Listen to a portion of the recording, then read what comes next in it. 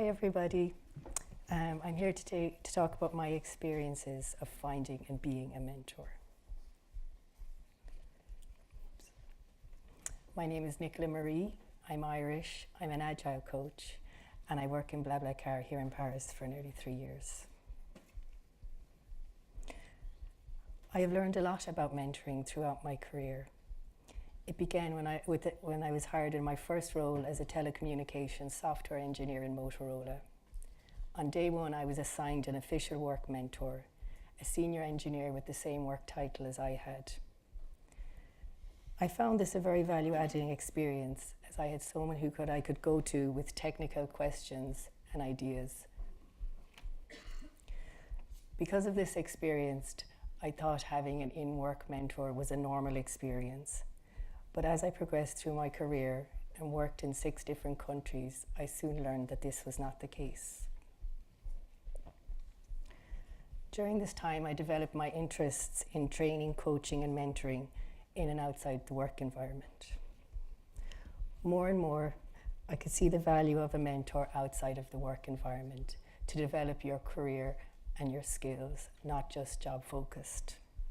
As a result of this, I received different invitations. I received an invitation to be a Women in Tech mentor at the Web Summit. We could choose a track to mentor in. I choose the Grow track, because I was interested and think it's very important to give your time to graduates and students. But I was pleasantly surprised that the majority of people that applied to speak with me were women who wished to change direction in their career or progress. So I have to confess now, I'm very nervous, but that's okay, because I, in fact, have a mentor who can help me with this. Let me introduce her. This is Professor Yvonne Buckley. She's head of zoology in Trinity College Dublin, Ireland's top school. Before asking someone to be my mentor, I had to identify the skills that I wished to improve. For me, that was public speaking and writing and publishing articles. Yvonne has a very impressive list of accolades. She is head of the Irish Research Council, she's a laureate, chair of the Irish National Biodiversity Forum, president of the Irish Ecological Association, and a highly cited researcher. It is all a bit intimidating, but underneath all this, she is a very kind and approachable person. I will now go through the steps that I took to connect with Yvonne. So as I said, first I think it's most important that you identify the skills that you wish to develop. If you're asking a very busy person for their time, you need to be clear on what you wish to progress on. I think then, for me, I searched my personal and professional network for someone to match these skills. It is possible to connect with an unknown person, but it's just more difficult. The next step, while small, reach out and be brave. You need to ask the person to be your mentor. This can be very difficult. As I say, I know Yvonne is a very busy person and all her accolades are intimidating. But once I took that step, we were connected.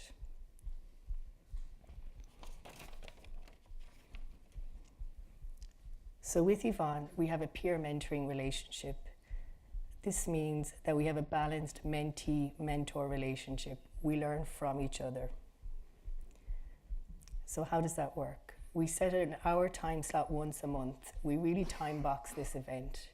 We each take half an hour of this time to come with a question or a discussion point. We follow up throughout the month with emails, more video conferences, whatever it takes to achieve our goals. It's very important when embarking on a mentoring relationship to ensure that you have the time and the commitment and the dedication, because you're committing to help someone and you're committing to follow up on their advice. So a surprise outcome for me for the mentoring process was confidence. And I had the confidence to push out of my comfort zone, for example, to come and talk here today. And why is that? On reflection, it's because someone I admire and respect such as Yvonne, give you positive feedback. And this was the unexpected outcome for me. More concrete outcomes of this confidence allowed me to become more active in the community, to write and publish articles, write conference proposals, and speak at European conferences. I was really excited by the idea of having a mentor outside of my industry. So I've been a mentor and a mentee before, but always with people within academia. And because of Nicola's background in Agile project management, I was particularly interested in picking her brains and learning from her on aspects of workload management and project management. So as an academic, I don't have much formal training in complex project management and workflow design. And those are aspects of that I've seen over the past year that have really improved through talking to Nicola and having her tips and advice. I've also really enjoyed the peer mentoring relationship because we both get something out of it. And that makes it a much more sustainable mentoring relationship.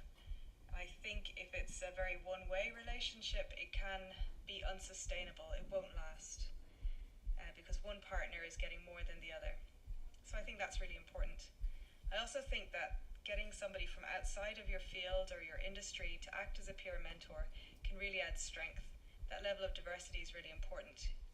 You can find new ways of doing things and be innovative if you're getting ideas from somebody with a completely different mindset or with a different skill set. And I've seen this in my own work. I've seen how I can actually cascade that learning to my research group. So for example, in the last 6 months, since starting the peer mentoring with Nicola, we started a collaborative computer coding project, which was not something we'd done before. And the skills again and the workflows that we've discovered through working with Nicola have been really important for helping us to do that. So I'm hoping to take a lot of this advice and new ways of working forward into the next projects that I'm going to do. So thanks to Yvonne for taking the time to do that. Hi, my name is Yvonne Buckler. Okay, this video is causing trouble. Sorry, stuck. I just want to remember the last slide. Okay, sorry. Thank you.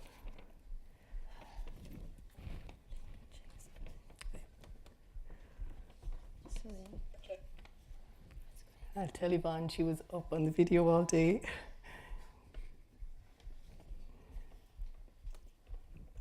Okay. Thanks, Julie. Yeah, that's okay, yeah. So what are your next steps after leaving here today?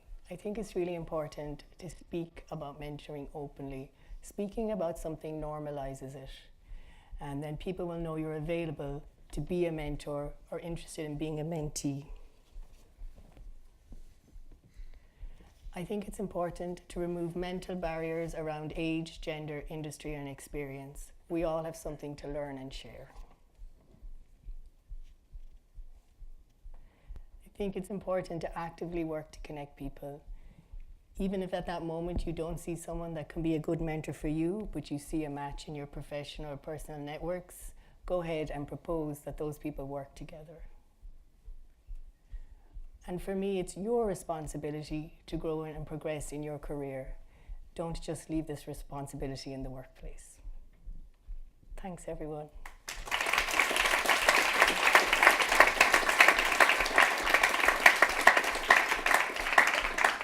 Okay, we have time for 2 or 3 questions. Maybe. Okay, can you send it? Thank you. Hey, thanks for the great presentation. I'm curious, what would be your advice? This idea of you all hear me well? This idea of peer mentorship seems very seductive for the reason you say that both sides get something out of it. But following up on Olivier's advice of finding mentors in your own network, I guess it gets harder if you try to find someone that could be a peer from a different industry or different perspective. what would be your advice on connecting with such other side of the road? Yes, I think my advice is not to get stuck on the idea that you must have one type of mentor right now. I've had different mentors throughout my career, and I did not start with a peer mentor. I think a peer mentor can be something as you progress in your career. So for me, it's really what I said, to think about the skills you want to improve. And if in your network you see somebody that they would like to share skills with you, because in fact when I asked Yvonne first to be my mentor, she then proposed, said, oh, I can learn so much from you. But because I take her in such high regard, I didn't think that that's something she would find value adding. So these things can be unexpected. But really my advice is to focus on what you want to learn and to connect with someone, and then, that you can offer, see what you have to offer then. Lot of sense. Thanks. Thanks. Another one? Yes.